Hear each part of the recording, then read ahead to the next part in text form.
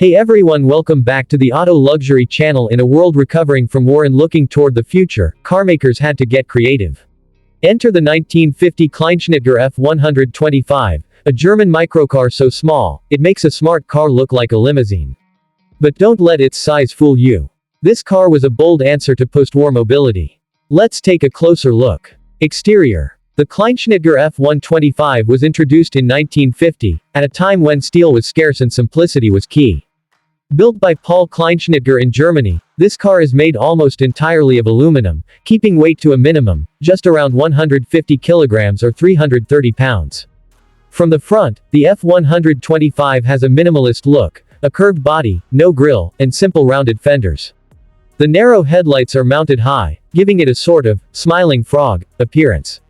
At just 2.8 meters long and 1.2 meters wide, it's truly compact. It rides on tiny 10-inch wheels, and there's only one door, on the passenger side, to save weight and complexity.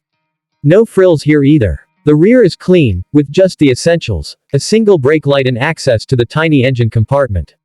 Interior. Inside, the F-125 is as bare bones as it gets. There's room for two adults, snugly side by side. No luxury materials, no infotainment, not even a glove box. You get one gauge, a speedometer, and a few basic switches.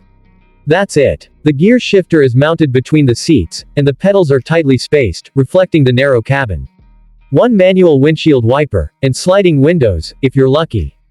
Heating. Not a chance. But this simplicity made it incredibly affordable and easy to maintain. Performance. Now, let's talk performance. The F-125 was powered by a 125cc two-stroke single-cylinder engine, producing just 4.5 horsepower. That's less than some lawn mowers today. It was air-cooled and mounted in the rear, paired with a 3-speed manual transmission.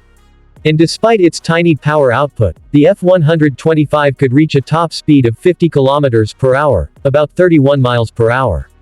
Climbing hills. That was a challenge. But in the flat cities and towns of post-war Germany, it got the job done, and sipped fuel at an incredible 2.5 liters per 100 kilometers, or over 90 miles per gallon. Sure, it buzzed like a chainsaw and shook like a washing machine on spin cycle, but it moved, and that was enough. The 1950 Kleinschnittger F-125 wasn't about speed or luxury, it was about mobility.